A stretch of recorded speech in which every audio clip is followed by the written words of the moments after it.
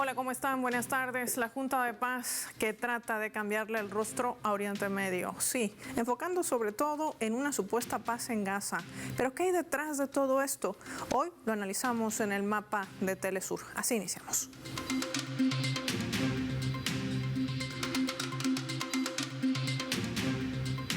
Por esta razón les proponemos identificar en nuestro mapa qué está sucediendo en Gaza, qué está haciendo Israel con este genocidio. Vamos a identificar y desplegar nuestro mapa mundi de color amarillo. Vemos a la Franja de Gaza, un balance oficial que documenta hasta el momento más de 1.244 violaciones por parte del sionismo, violentando el acuerdo de alto el fuego desde octubre de 2025. Durante su primera fase se reportaba un saldo de más de 477 personas asesinadas, más de 1.301 heridos, y los equipos de búsqueda y rescate han logrado recuperar 713 cuerpos. El resto se mantiene atrapado entre los escombros, en áreas en las que se retiraron las fuerzas de Israel tras este citado acuerdo. Una cifra que se sigue sumando al balance total desde el inicio de este genocidio con mayor fuerza desde el 7 de octubre de 2023, que ya supera los 71.562 palestinos masacrados por Israel, entre ellos niños y mujeres, y más de 171.379 heridos. Durante todo este periodo se detalla también que Tel Aviv ha realizado más de 400 episodios de disparos directos contra la humanidad de civiles, en medio de 66 incursiones militares, 581 ataques y bombardeos en distintas zonas de este enclave. Las fuerzas de ocupación realizan además de manera arbitraria más de 700 detenciones enfocadas sobre todo a jóvenes gazatíes. Subamos más datos. Durante la primera fase de este acuerdo, uno de los puntos más críticos ha sido el incumplimiento de los compromisos humanitarios. Un acuerdo que establecía, recordemos, el ingreso de más de 600 camiones diarios con ayuda, pero el promedio real fue tan solo de 200. Un total del 43% de esta ayuda, supuestamente pactada, está en situación agravada. La escasez aún se siente. No hay alimentos, no hay medicina, no hay agua, no hay combustible, y se tiene a estos palestinos habitando en estas carpas improvisadas en medio de las inclemencias del tiempo, lluvias, frío, es decir, una situación que aqueja a más de 2 millones de ciudadanos, en medio, por supuesto, de más de 2.500 edificios que han quedado prácticamente en los escombros. Y hoy se habla de una fase de paz, hoy se habla de una junta de paz. ¿Qué hay detrás de todo esto? Hoy lo analizamos con nuestros invitados. Nos acompaña y recibimos desde España a Carlos Martínez, analista internacional. Carlos, qué gusto tenerte en el mapa de Telesur. Bienvenido. Hola, ¿qué tal? Omar Floyd también, sumamos al análisis desde la Argentina, analista internacional. Bienvenido, ¿cómo está? Un gusto, un saludo para toda la audiencia. Vamos a iniciar con Carlos. Carlos, se habla de una junta de paz en medio de todo este genocidio. Hemos hecho un repaso rápido en el mapa de todo lo que es la consecuencia de esta masacre, que además viene de alguna manera blindada por Occidente, a la cabeza de Estados Unidos. Pero ¿por qué hoy se habla de una junta de paz? ¿Cómo entender esta contradicción? Bueno, este es un empeño de Donald Trump, que a la vez que ataca a Venezuela, quiere atacar a Irán, quiere atacar a Groenlandia, pues ha intentado acabar con la guerra ucraniana, que no ha conseguido, y lo que ha hecho es, una vez destruido totalmente Gaza, colgarse la medalla, una medalla de chocolate, e intentar la paz cuando es la paz de los cementerios. Y lo único fin de esta ya autoproclamada Junta de Paz es excluir a los representantes legítimos del pueblo de Gaza, que es Hamas, nos guste o no nos guste, que ha sido tildada terrorista, aunque nunca ha cometido un acto terrorista en Europa, no como Al-Qaeda, que gobierna, por ejemplo, Siria, que sí que ha sido reconocido. Y con el único fin eso de que los gazatíes no se gobiernen a sí mismos. Es un aspecto más del neocolonialismo que observamos en Palestina.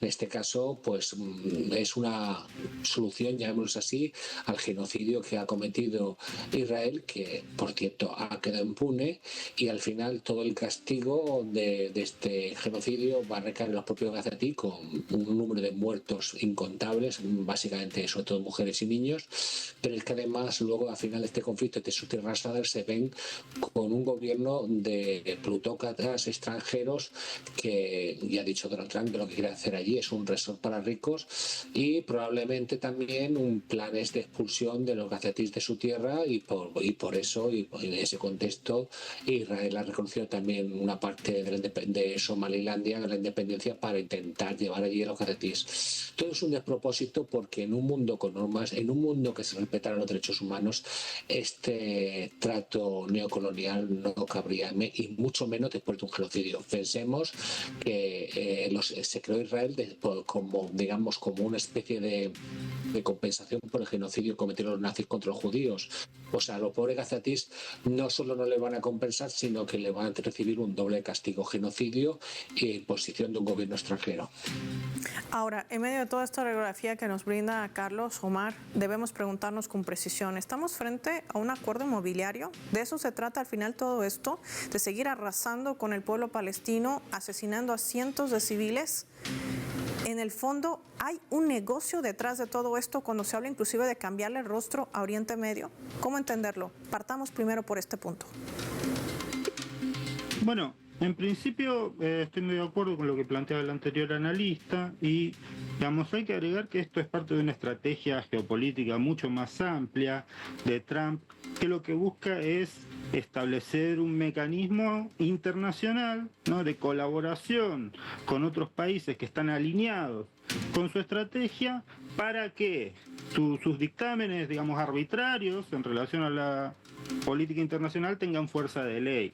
Digamos, este intento de formalización de lo que es la ocupación colonial sobre el territorio de Gaza, ¿no?, que, digamos, quiere profundizar a partir de estos 21 puntos que plantea de manera unilateral Trump, ¿no? Porque, como decía el analista anterior, no solo no participan, digamos, los miembros de el gobierno de la resistencia islámica, que obviamente es el legítimo representante, nos guste o no, de la población de Gaza, sino que el resto de los sectores palestinos actúan sobre la base de, o sea, intervienen en esta discusión totalmente coaccionados, digamos, están sufriendo un verdadero genocidio hace ya varios años y, digamos, lo que se llama el alto el fuego no ha sido respetado por Israel y, digamos, como punto final, como coronación de esa estrategia, Trump forma esta supuesta comisión de paz con la persona que es responsable, digamos, a todas luces y que está siendo juzgado por la Corte Penal Internacional de las Naciones Unidas como responsable del genocidio, como es Benjamín Netanyahu. Y no solo eso, sino que también incorpora a figuras de su círculo político que no tienen ninguna relación, digamos, con este conflicto, como Marco Rubio o inclusive el yerno de Trump, que es Jared Kushner, que ya había tenido una iniciativa para resolver el problema de Medio Oriente supuestamente a partir de lo que planteabas vos, el desarrollo de distintos modelos de negocios o colaboración en torno a los negocios, no solo con Israel, sino también con otros países del Golfo. Digamos, el plan inicial de Jared Kushner que se dio durante el primer mandato de Trump consistía en un acercamiento de los países del Golfo a Israel a cambio de entregar la causa del pueblo palestino y de alguna manera compensar económicamente a los que podrían salir perjudicados por ese negocio. Obviamente eso no tuvo ninguna viabilidad en ese momento y difícilmente tenga alguna viabilidad ahora, pero lo que es seguro que los planes económicos asociados a este conflicto están ahí vigentes, son impulsados por Trump y vamos a ver, o sea, depende la sustentabilidad que tenga este acuerdo, va a depender de la fuerza política que conserve Trump hasta el final de su mandato, que no falta mucho y no tiene reelección. Sí, pero además hay que ver que realmente Kushner sí tiene que ver, porque estamos hablando de BlackRock. Carlos, una de estas multinacionales que además no solamente se está loteando sobre la vida de cientos de miles de palestinos, también lo hace en Ucrania. En este tipo de relaciones, algunos se preguntan si esta Junta de Paz que pretende consolidar, que además lo va a hacer bajo presión a quienes no se sumen a aportar los $1.000 millones, pues tendrán consecuencias arancelarias. Es la amenaza que siempre lanza Trump. Pero en medio de todo ese, digamos, lineamiento narrativo que trata de colocarnos en su terreno, hay que ver la profundidad de todo esto. ¿Hay relación con el ataque que también ha emprendido hacia Naciones Unidas? ¿Esta Junta de Paz pretende ser una Naciones Unidas? ¿Cómo entender este movimiento también en torno al derecho internacional y al sistema internacional que hoy más que nunca se ve vulnerado? La ONU está, digamos, acabada. Así lo reconocen, digamos, todos los actores mundiales, unos por acción, como es Donald Trump, que ha dicho directamente que las normas le da lo mismo, que lo que se trata es una cuestión de fuerza, y el resto del mundo, por tanto, también consideran que la ONU no sirve para nada. Hemos visto, como estamos comentando hoy, un genocidio del pueblo palestino y la ONU no ha sido capaz de pararlo. La ONU, por supuesto, no ha sido capaz de parar la agresión del régimen de Trump contra Venezuela. Y así podríamos estar hablando mucho tiempo, de manera que la ONU está sobrepasada, y por una parte Donald Trump monta este tipo de chiringuitos muy personalistas que por tanto no creo que tengan gran recorrido, porque todo está gira alrededor de su persona, extremadamente egocéntrica y narcisista. Y luego existen como alternativa a la ONU otros organismos más serios, más responsables, donde no se trata de que el resto del mundo gira alrededor de una persona, ni siquiera un país, como es la operación, por ejemplo, la operación de cooperación de Shanghái, o como está a otro nivel más económico los BRICS, en los cuales todos los estados tienen el mismo rol, el mismo papel, y no se trata de imponer a nadie las normas, aunque existen también, lógicamente, en este otro bloque países más fuertes que otros, pero no se utiliza la fuerza bruta como está haciendo Donald Trump, además descaradamente. El derrumbe del poco derecho internacional que había surgido tras la Segunda Guerra Mundial se está durmiendo totalmente, y así lo reconocen también destacados líderes, como es el presidente de Canadá, que al final ha dicho que no se fía de las normas porque no se cumplen, que nunca se han cumplido. Pero claro, sabemos lo que pasa, que siempre desde antes de la Guerra Fría, las normas no se cumplían contra países, digamos, del sur global, ¿no? Siempre la OTAN nunca se defensiva, ha sido agresiva. Estados Unidos ha cometido salvajadas en Vietnam, en Indonesia, en Laos, en toda Latinoamérica. No voy a extender ahí porque lo sabemos todos. Pero es que ahora lo sorprendente es que países como Canadá o los países de Europa Occidental se ven amenazados por la agresividad de Estados Unidos, y claro, ahora se acuerdan de las normas y se preocupan por el cumplimiento de las normas, que nunca se han preocupado por el cumplimiento de las normas de derecho internacional cuando se ha cometido el genocidio por parte de los colonos israelíes contra el pueblo palestino, o cuando Venezuela ha sido secuestrado su presidente legítimo y democrático.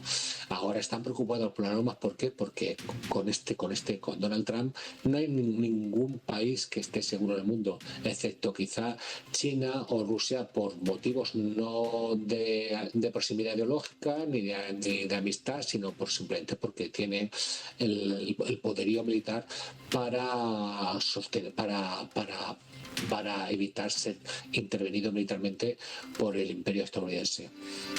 Y estos escenarios también nos ayudan a entender quizás esos otros movimientos geopolíticos, Omar. Al regreso me gustaría conversar contigo acerca de la decisión del presidente de la Argentina. Está entregando Ushuaia para formar parte de esta Junta de Paz. ¿Por qué? Me gustaría profundizar también este y otro escenario que tiene que ver con la connotación del eje de resistencia en Oriente Medio, muy ligado también a estos últimos movimientos. Le pido a Carlos y Omar que se mantengan con nosotros en línea, al igual que a nuestros televidentes. Marquemos una pausa, no sin antes revisar nuestra escala.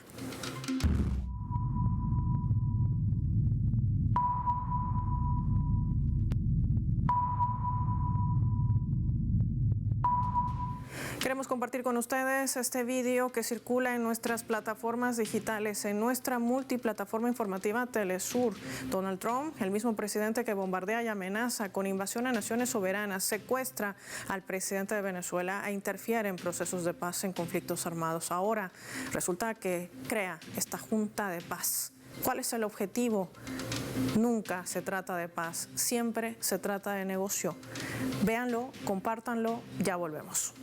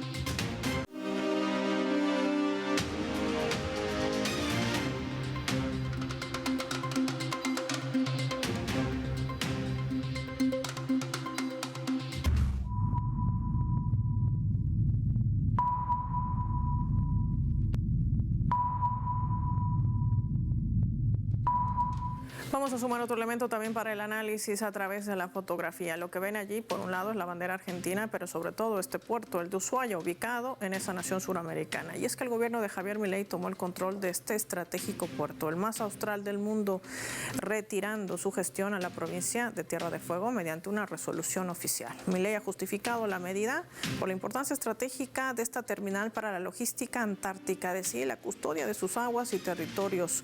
En su paso por Suiza, Milei ha formalizado, sí, ha firmado, suscrito la entrega de este puerto como una moneda de cambio para poder participar de esta Junta de Paz, impulsado por su par republicano, porque la Argentina no tiene los $1.000 millones que necesita la administración de Trump y que está pidiendo a los gobiernos afines o no afines, también hay que decir. ¿Qué implica esto? Lo analizamos también con nuestros invitados. Omar, los recursos estratégicos de los países no le pertenecen a los gobiernos en turno, sino a los pueblos. ¿Por qué entregar este puerto de Ushuaia, que además ya tiene presencia del Comando Sur, hay que decir, desde el 2024? Bueno, la primera afirmación, digamos, obviamente es un ideal, pero depende de la legislación de cada país. En el caso de Argentina, los recursos estratégicos le corresponden a las provincias, por lo cual el Estado Nacional tiene que intervenir reconociendo esa soberanía de las provincias sobre los recursos estratégicos. Esto es algo que tiene que ver con la Constitución Nacional, que, digamos, limita de alguna forma, en la medida de sus posibilidades, la discrecionalidad de este tipo de medidas. Estamos hablando de un puerto que es muy importante, que es clave desde el punto de vista geoestratégico. No olvidemos, las Malvinas son parte de la provincia de Tierra del Fuego, y desde Tierra del Fuego es donde proyecta Argentina su soberanía, su control también sobre una porción antártica, digamos, ¿no? Este objetivo estratégico está muy lejos de las posibilidades, tanto la recuperación de Malvinas como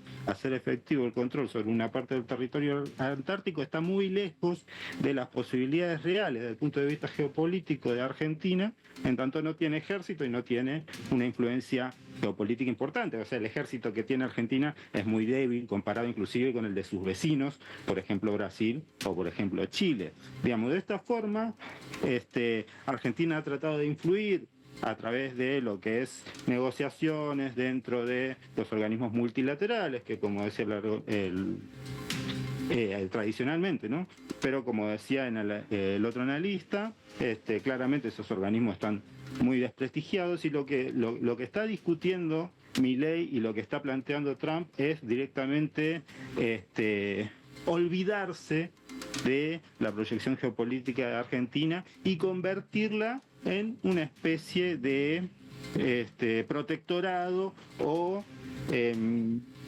proyección del poder geopolítico norteamericano en el Cono Sur. De esta forma, Estados Unidos le estaría dando a la Argentina un beneficio desde el punto de vista económico muy relativo, porque lo que está viendo es un endeudamiento feroz de este gobierno, como también de los gobiernos anteriores, con los Estados Unidos, primero con la banca privada, después con el FMI, ahora directamente con la Casa Blanca, en un hecho inédito en la geopolítica mundial. Digamos, esta deuda, de alguna forma, hay que pagarla, y Milei plantea abiertamente, también desde su punto de vista ideológico, que no tiene ninguna importancia la soberanía nacional, inclusive la idea del Estado. Lo único que importa es el mercado que más le conviene a Argentina es el norteamericano, y sería lícito, sería legítimo entregar los recursos naturales a esta potencia extranjera. ¿Cuál es el límite que tiene Milei para esta política? Bueno, por un lado, digamos, los límites legales que tienen que ver con la Constitución Nacional y el hecho de que es un presidente que representa a una minoría de la población, ¿no? Más allá de que algunas leyes las logra con alianzas un poco más amplias, la gran mayoría de la población no coincide con la perspectiva ideológica de Milei, más allá de que acuerde con algunas de sus políticos. Increíble lo que nos cuenta también Omar Floyd. Carlos, te propongo revisar este otro escenario que tiene que ver también con la región de Oriente Medio a través de nuestra leyenda. Veamos.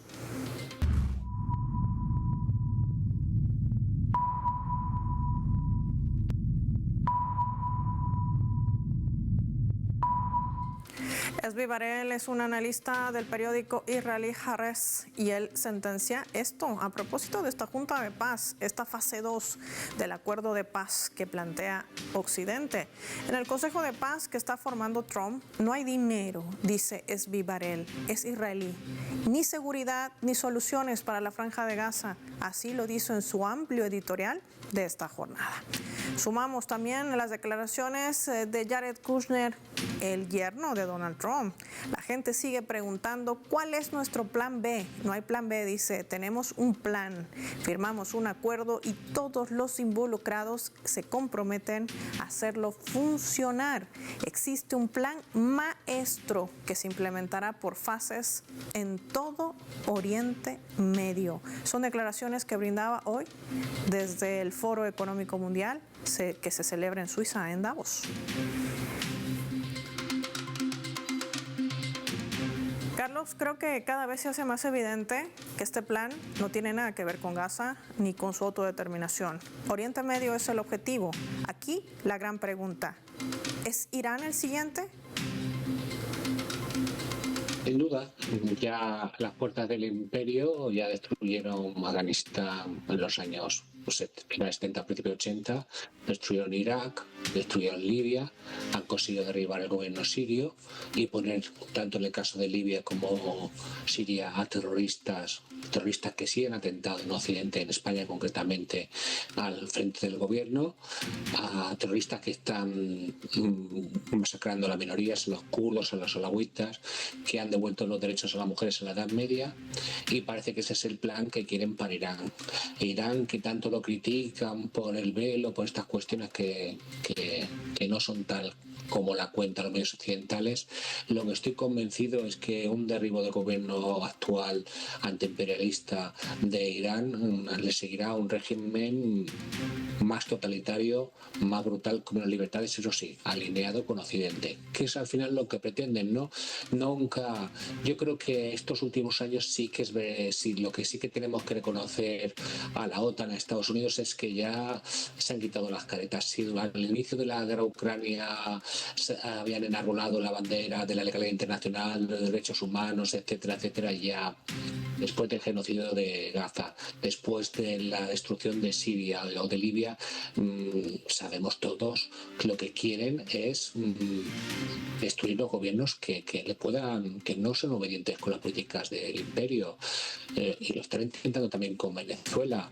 Lo primero que han hecho es secuestrar a su presidente y intervenir en su exportación de petróleo, porque ya conocen el resultado, porque hoy en día la geopolítica también, por una parte, quieren acabar con determinados gobiernos molestos, pero tampoco a Donald Trump en su plan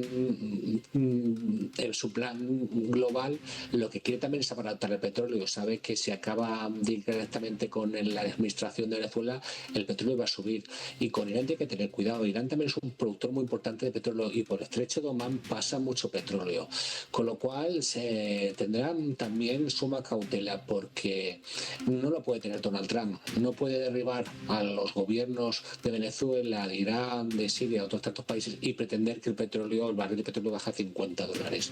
Tendrá que establecer prioridades, como ha hecho con Groenlandia, ¿no? Si por él hubiera sido, ya hubiera ocupado Groenlandia militarmente, pero sus asesores, el Estado Profundo de Estados Unidos, le ha advertido de la grave inestabilidad mundial que supondría un ataque, una invasión militar directo contra otros países de la OTAN, con lo cual al final parece ser que se va a contentar con determinados trozos del territorio de Groenlandia, con determinadas concesiones de Dinamarca, y por cierto, antes has hablado de los aranceles de Trump. Se estudiará la historia como lo mayor bluff de un político de Estados Unidos, porque la mayoría de los aranceles los ha retirado, han sido declaraciones grandilocuentes y al día siguiente o la semana no se ha tenido que retirar, y sobre todo a recortar el déficit público y el déficit comercial enorme de Estados Unidos, y no lo ha conseguido, al contrario, la deuda estadounidense sigue creciendo día a día, y los aranceles no han servido para nada, y los pocos que ha cobrado seguramente lo va a tener que reembolsar a los importadores norteamericanos en virtud de sentencias del Tribunal Supremo de Estados Unidos. De manera que una cosa es el plan y otra cosa es la realidad. Y como sabemos bien en Europa, los dirigentes del occidente, incluido la Unión Europea y Estados Unidos, son muy fanáticos, son muy idealistas y creen que el mundo está hecho a su medida, y no, luego cuando van a implementar esos planes se encuentran con problemas que destrozar gobiernos, aunque sean gobiernos enemigos, no les viene bien del todo, sobre todo por eso, porque Donald Trump quiere hacer frente a las políticas de la Unión Europea y de China de descarbonizar el planeta, de evitar el cambio climático, porque el cambio climático existe, y subir el petróleo no entra en sus planes, con lo cual veremos qué pasa con Irán, si es un ataque quirúrgico, si intentan secuestrar a su líder otra vez, pero tienen que andarse con mucho cuidado, porque a veces estos planes dirigidos por un personaje como Donald Trump, pues seguramente saldrán mal. Y toda esa radiografía además que tiene que ver con algo clave que acaba de decir Carlos, el control también del flujo comercial internacional, bajo esa mirada proteccionista que tiene la administración de Trump, con una mentalidad guerrerista y vulneratoria del sistema internacional. Gracias, Carlos. Gracias a Omar Floyd también por sumar su análisis hoy para nuestros televidentes del Mapa. Finaliza el programa y lo hacemos revisando nuestros vectores.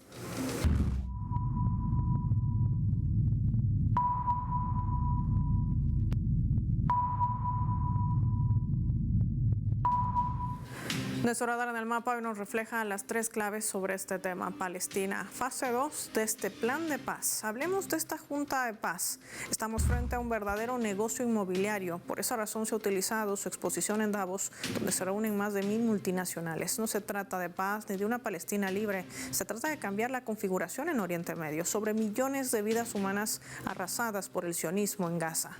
2, dominación.